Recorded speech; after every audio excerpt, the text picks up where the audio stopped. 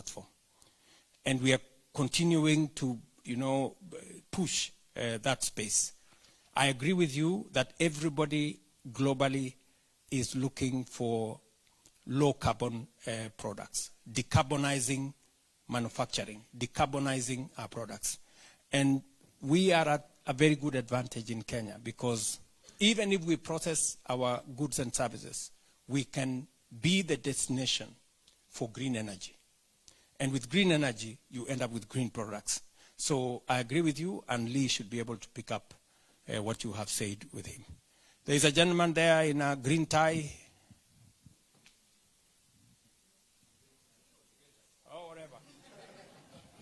Thank you, Mr. President. My name is Dr. Isaiah Oino, the chairman of Stock UK Diaspora Circle, one of the leading diaspora circle that we have. I think you have stipulated or you've given an account of what the government is currently doing mostly in agriculture. But my question is in terms of corporations. What sort of incentives are you giving for especially companies that are indigenous in Kenya, and also in terms of the investors like us who come into Kenya? What sort of incentives, tax incentives, are you giving us? Thank you. Thank you very much. Very good question. In the finance bill, again, that I signed a couple of days ago, we have expanded that space. Just in this trip, when I came here, we have signed 5 companies that are moving their headquarters to Kenya. Lloyd's of London, this afternoon, signed to open an office in Nairobi International Financial Center. The Africa office, for that matter. When I was in Spain 2 days ago, European Bank for Reconstruction and Development is opening their headquarters in Nairobi. Their, again, Africa headquarters in Nairobi. Bupa, Health International, today also signed, was it today? Yesterday, also signed to open their regional headquarters in Nairobi. Africa Finance Corporation, a huge continental corporation, is also opening their office in Nairobi. Africa's specialty risk, also is opening their headquarters in Nairobi. 3 months ago, Teleperformance, the largest BPO company in the world, opened its headquarters at 2 Rivers in Nairobi. And I can count for you more companies and more companies and more companies. To tell you in simple language, Nairobi is becoming the financial hub of our continent. But if you read Standard newspaper, they will tell you companies are closing in Nairobi. And they will not tell you which ones. So I just want to tell you that there are real companies, serious companies who assess Kenya for who we are. Let me give you one interesting piece of information. When I spoke to the president of the European Bank of Reconstruction and Development, I asked her. No, she actually volunteered. She said, by the way, there were 6 countries that were candidates for them to open the Africa Regional Office. There were 6 of them. Nigeria, I don't know, she said which country, there were 6. But she said these countries were assessed and Kenya came on top. So I was curious. So I asked her, what were the reasons behind this? She said 3 things. Number 1, she said, you have the best human capital. You will get any type of expertise. If you want a financial advice, if you want a financial person, if you want somebody in tech, if you want somebody in this area, you will find them easily in Nairobi. And number two, she said, you are a stable democracy. Yeah? You know what that you know what that means. You know? So that was why they want a place that is predictable. They don't want a place that tomorrow things can go haywire. And the third thing she said was your banking system, your ecosystem of financial services is good. And they are a bank, and they want to operate from a place where transactions do not have too many corners. So there are real incentives on investing in Kenya. And I think I have a good gentleman from Treasury who can take you through so that you can also help us persuade other people with empirical evidence that Kenya is a good destination to invest. Can we have two more? You have a gentleman there who is getting impatient, this gentleman. And then we have a lady here, and then we will have my sister here. Thank you, Your Excellency. My name is John Karanja, and I'm a community leader from Leicester. One thing I would like to thank you personally is for the State Department of Diaspora that you started. We have seen changes, and I'm sure they have shown you case studies for it. But I would like to request you to extend it, and especially in this country, because there's one community that we have forgotten, and that's the Kenyan Asian community. Now, hawajanituma, it's just by my observation. They are very rich in business acumen, medicine, all the fields that you may think of. Hakuna kitu mbaya kama kutoa passport imeandikwa na kalamu. And those are the passports that they hold. And they're still Kenyans. They will do better in terms of our support and the diaspora community as well. Secondly, I've got one question, and it's not directly to you, but to our politicians, and in general, from both sides of the equation. Why do you put Kenya in perpetual campaign mode? This is why we don't get to hear the good news that we've had today, the good things that are being done today, because we are forever in campaign mode. Thank you.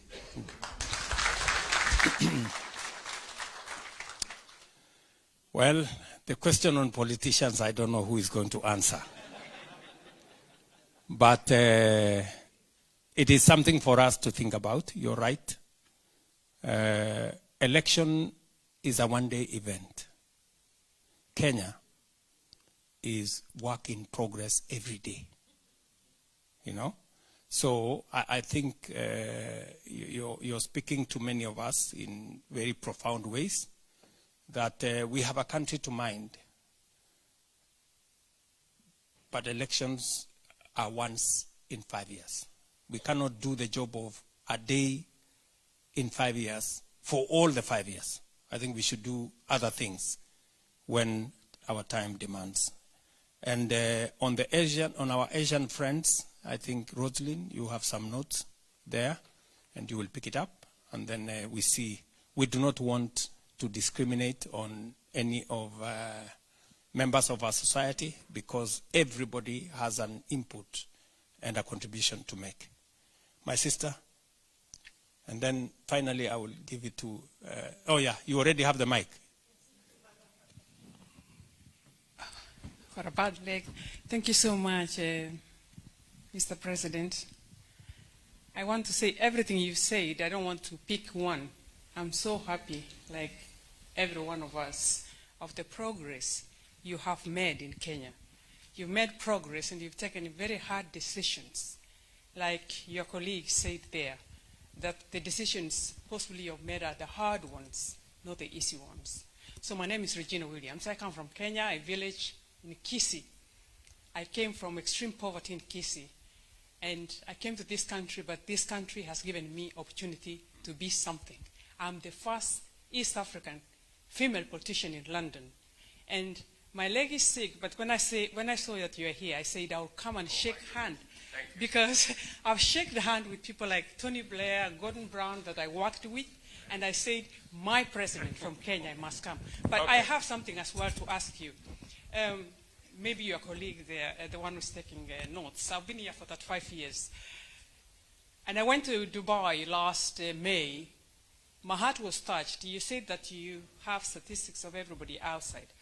But we do have people in Dubai, Kenyans, that I met, and my heart really went down because I didn't like the way they were there. You know, not all of them, but a few that I met.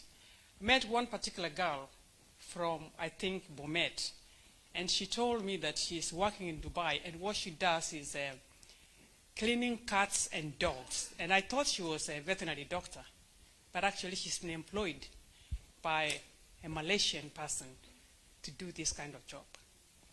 Having said that, I was in Malaysia as well for the Women Economic Forum. It's a beautiful country and great. But those people have gone places without the country knowing where they are. Some of them are actually having a hard time. I don't know what we can do, especially in the Middle East, to get the statistics and the help. And they are afraid of coming back home. That's what they told me. Because I told them my profile. And Mr. President, by the way,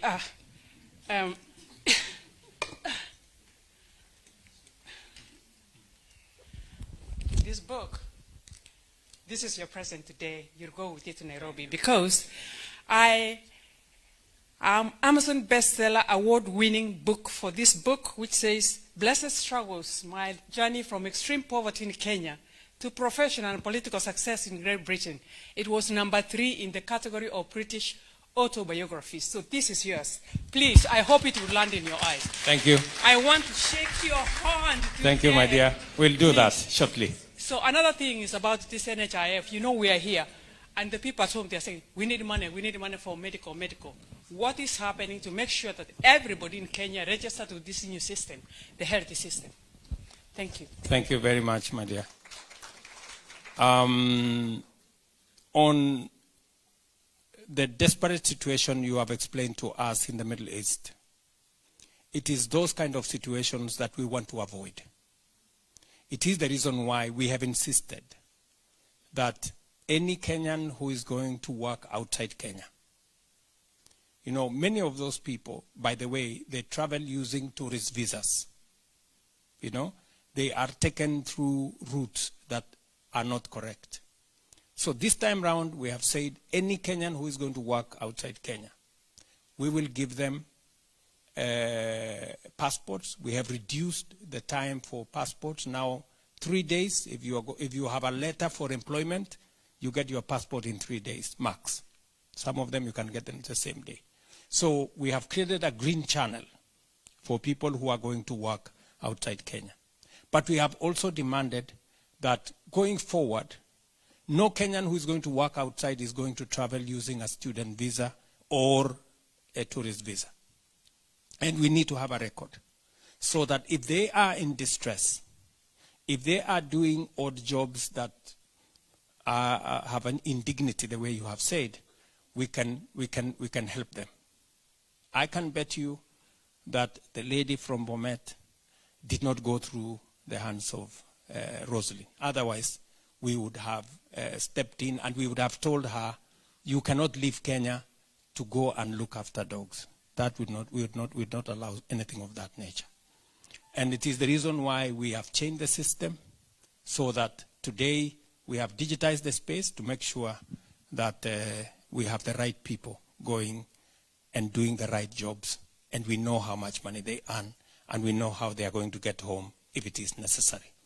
On the issue of registration of SHA, it's an open portal.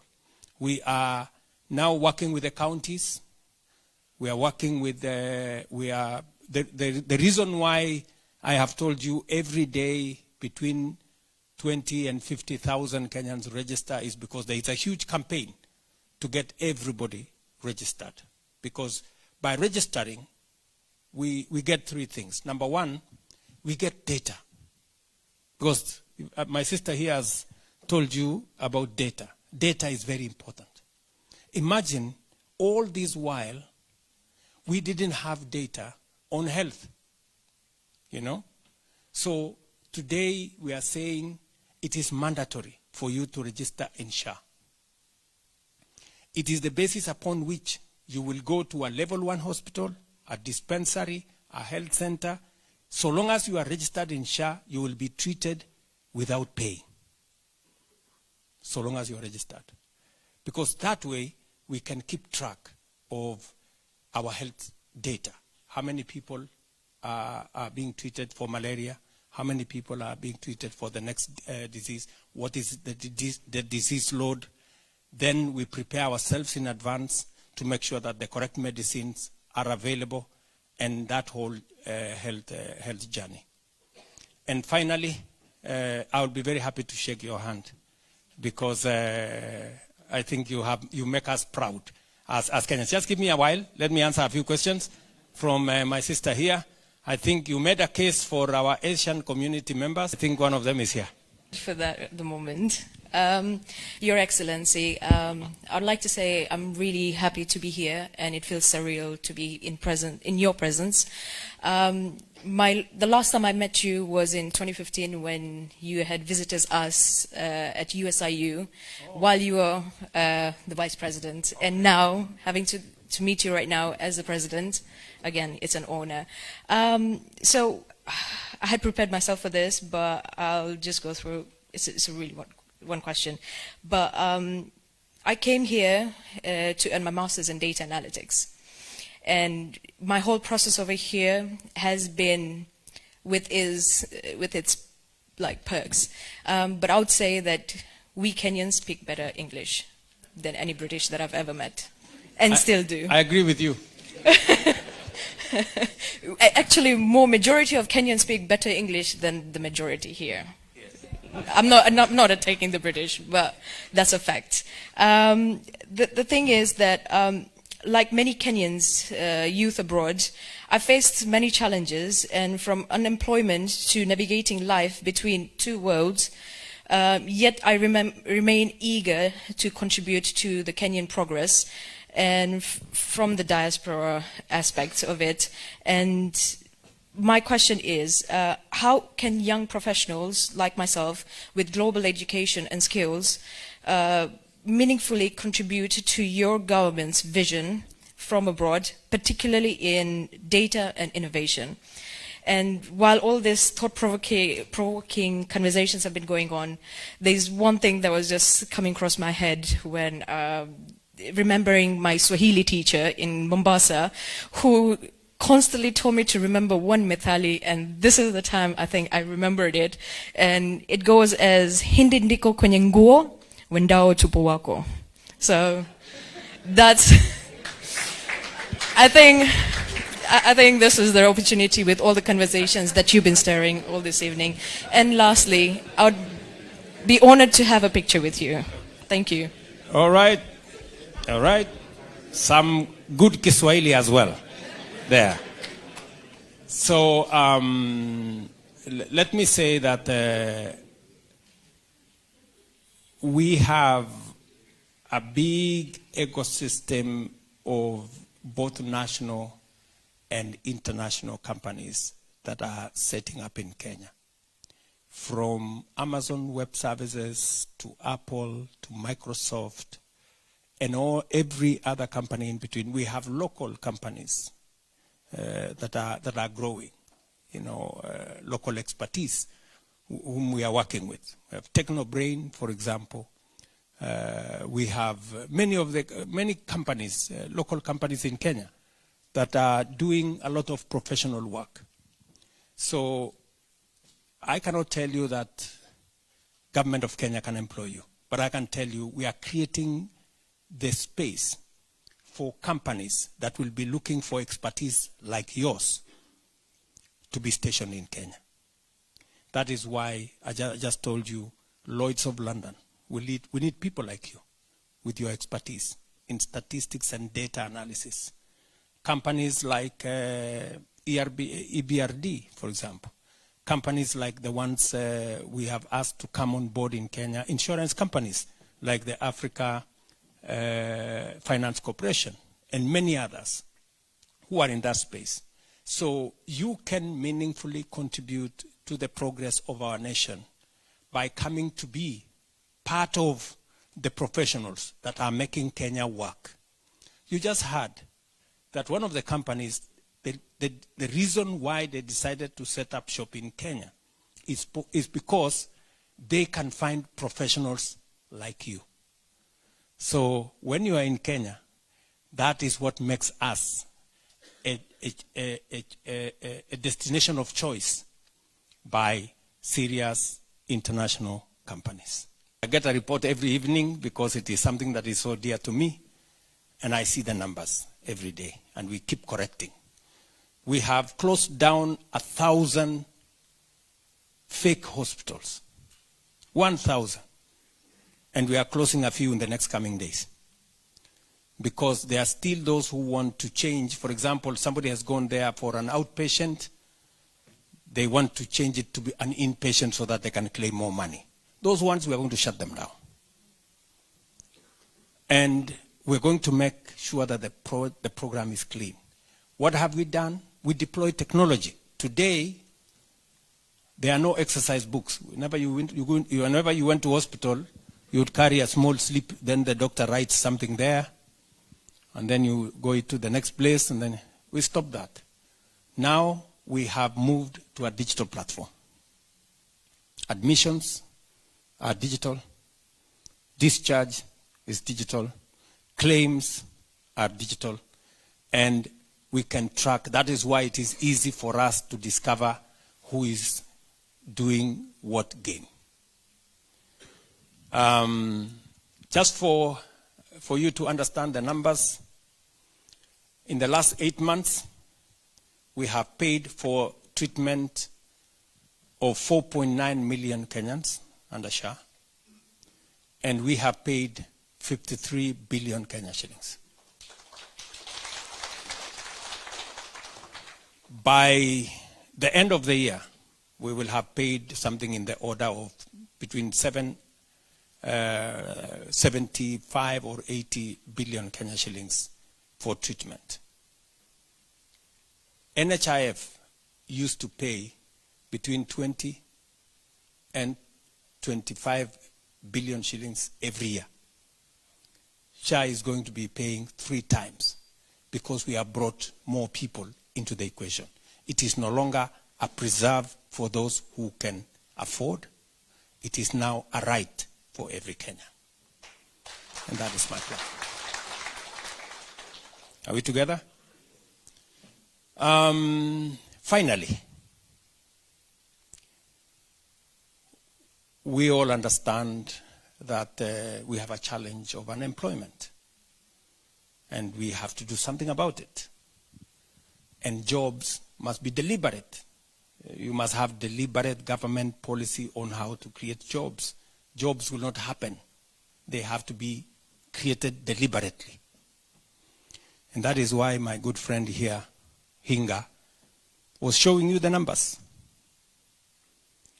So our program of housing, again, you people know here, housing was a standard manifesto item in all political parties.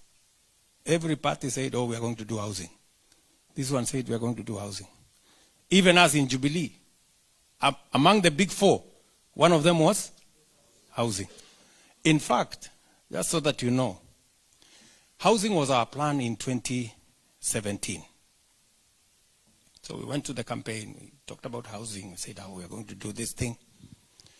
And we actually went out of our way. So when we won the election, my good friend Uhuru Kenyatta, my boss, then told me, look, this housing, I have a very good person who I know. I met him in South Africa. Okay, we must look for him. I told him, Mr. President, please, let's look for him. We looked for the fellow, we found him. He's called Charles Hinga, this man here.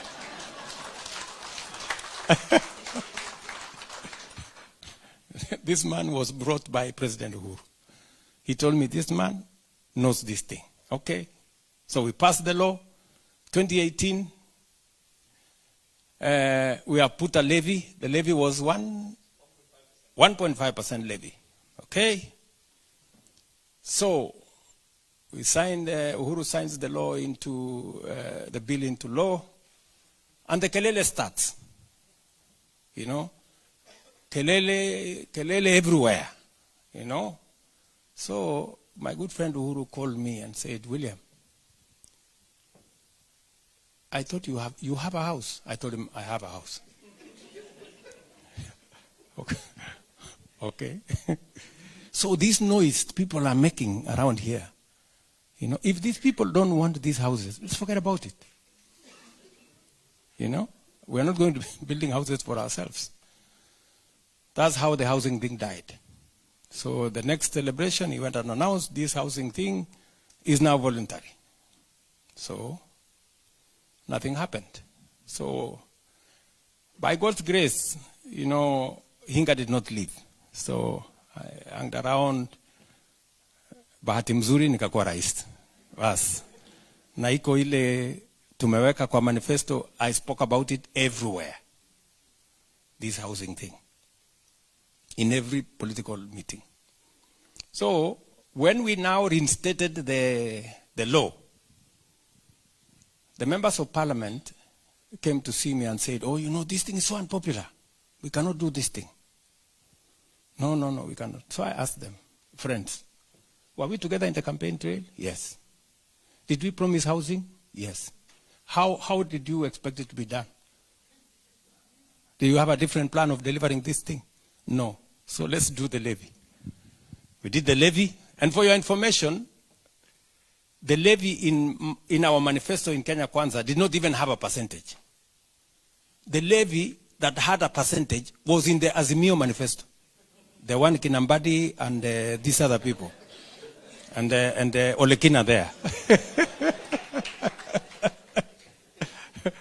Yeah? Was 1.5%. Sasa, these are the people now who call me Zakayo. Oh, unajua sasa huyu Zakayo amelete tax. Sijui nini. But, good people, it is not possible for us to borrow money to do housing. This is the instrument, and this is what other countries have done. Today, housing is transforming the landscape of Kenya.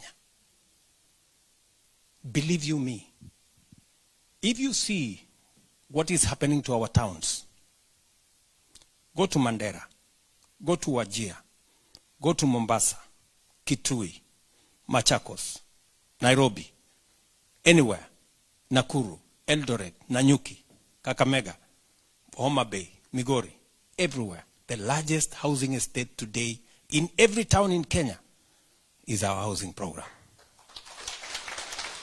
The landscape, the skyline of many towns is changing. And for your information, this is just 1.5 years. Tell me what's going to happen in 5 years, in 10 years, in 20 years. Kenya is going to change fundamentally when we are here.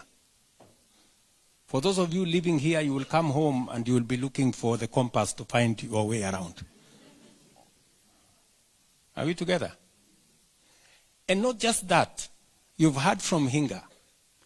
Apart from that, we have big dividends. We have 300,000 people now, actual people working. We have architects, quantity surveyors, engineers, plumbers, artisans, electricians, carpenters, masons, name them, working. People who have gone to school, people who have certificates, people who have come from college, they are finally finding a place to do some formal work. Not just that, we have now whole construction industries developing to do doors, to do windows, to do hinges. And we are moving on now to tiles, shortly we will be doing lifts. We already agreed that we work on companies that will now come and set up shop in Kenya to do lifts, and on and on. So a whole construction industry is developing in Kenya. We have a pipeline of 700,000 houses. You've seen the numbers here.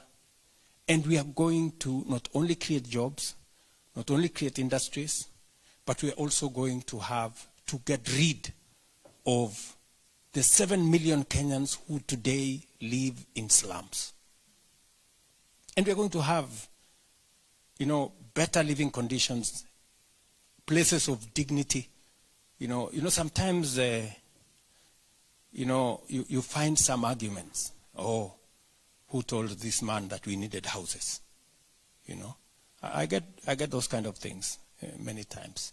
But you see, ask yourself, somebody who shares a toilet with 5 other families, one that you have to pay to use, people who there is no road, electricity much more expensive, water is much more expensive, living in Kenya. For those of us who live in houses that have 2, 3, 4, 5 toilets, you take them for granted. There are people who don't have a toilet. In fact, many of the people that we've given social houses in Mukuru, the best thing they celebrate is not the house. It is the fact that they have a toilet of their own. I mean, look at that. Look at that. That's how serious it is. And that is how so much of indignity that sometimes people live in, which we take for granted. And that is why we ask silly questions. Who told you we needed houses? At least for once. You should appreciate that there are people who need them more than you think. So I was talking to you about jobs. There we are creating jobs.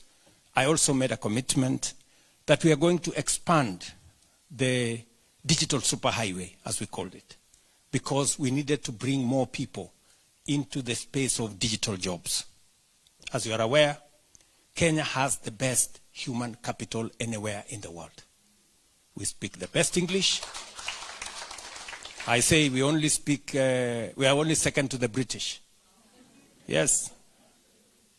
We speak the best English. Anywhere, ask any corporate, anywhere in the world, they will tell you Kenyans speak the best English.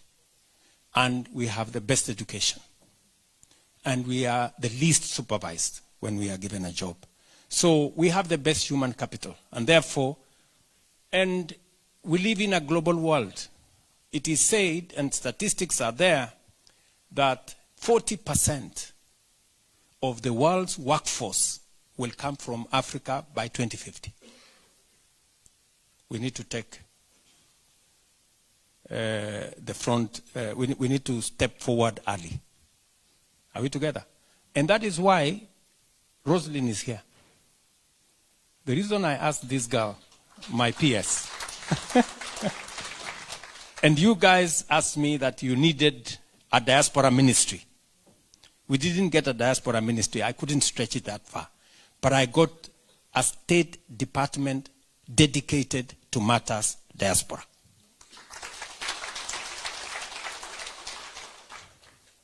And today we have streamlined, with the assistance of the State Department of Diaspora, working with the Ministry of Labor, we have streamlined, apart from the jobs we are creating in our housing and other public sector infrastructure, we have now identified labor mobility, that Kenyans, being a strong workforce, we can work anywhere in the world.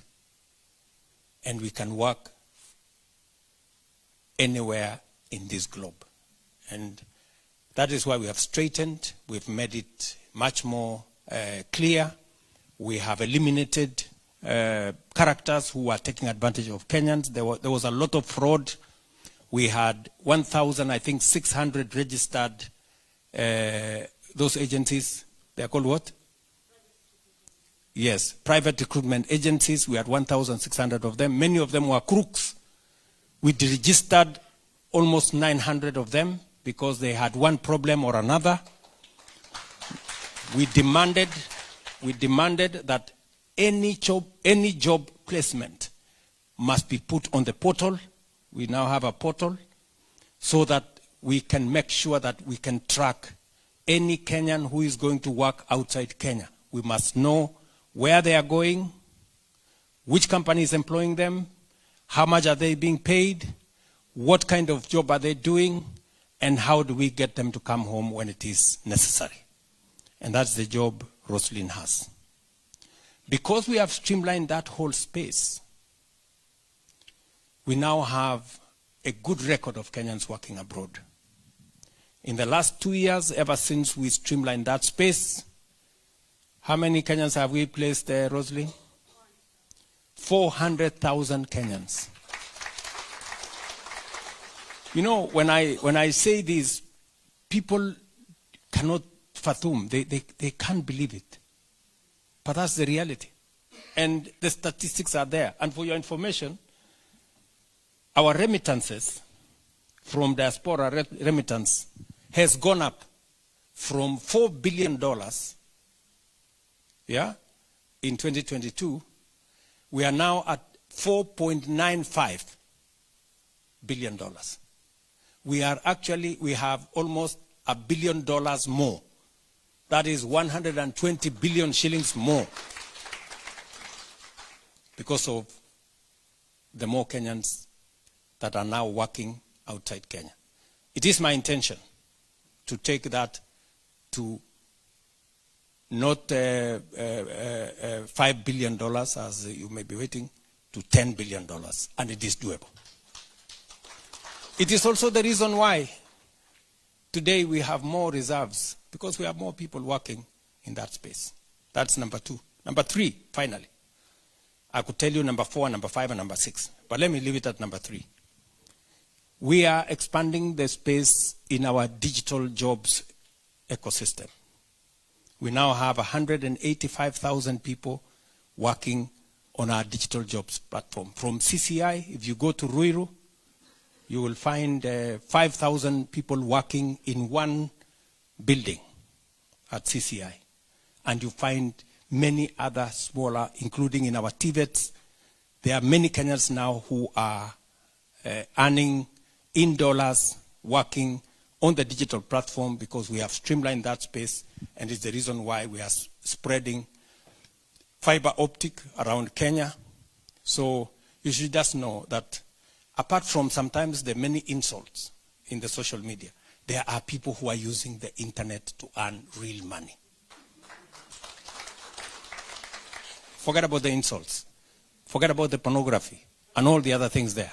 There are people who are using internet to earn money and to sustain their livelihoods and to sustain their families. And that is the space we are working. So we are deliberate about where we are creating jobs. I can tell you with confidence, we have 300,000 jobs in the housing sector. You can go and see it for yourself. We have 400,000 Kenyans who have gone out in the last 2 years. We can give you the statistics and their names. We can tell you with confidence that we have Kenyans working in the digital space. We know where they are. We know what they are doing. And we will continue to push that space. I do not wish to say more than that. I just wanted to let you know, because I know sometimes you're here and you get to read our newspapers. It is bad news from page 1 to the last page. Headline after headline, you will think home is burning. I want to tell you that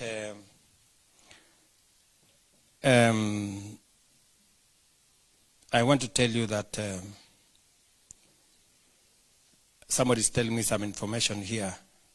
You will come and tell them. I don't know. You will come and tell them. So this is what it is. So my ask of you is we have a country to look after. I did promise that I will lead from the front. I want to tell you, I will lead from the front. Yes. Because I have a job to do. I told you, it's not always that you get an opportunity to be president. And it is my responsibility to make a difference. Tough as the choices are, difficult as the decisions are, I will make those decisions so that we can move the country forward. Because if I don't, we will mark time. I mean, for me, you know, many people tell me, oh, you know, you should not have made too many difficult decisions in your first term. You should have waited so that you can do them in your second term. My friends, if I can do it in 5 years, why do I need to wait for 10 years? Let me do it. Are we together? Yes. Because these decisions we've always postponed. We have to make them. Somebody has to make these decisions. I have decided that I am the person to make these decisions for Kenya so that we can change our country. So that we can change our country. Are we together? So that we can change our country. I could choose to be popular, to make convenient decisions, but you know, that's not me. Let me make the decisions that will change Kenya, and I am very proud that we are moving the country forward. So with those many remarks,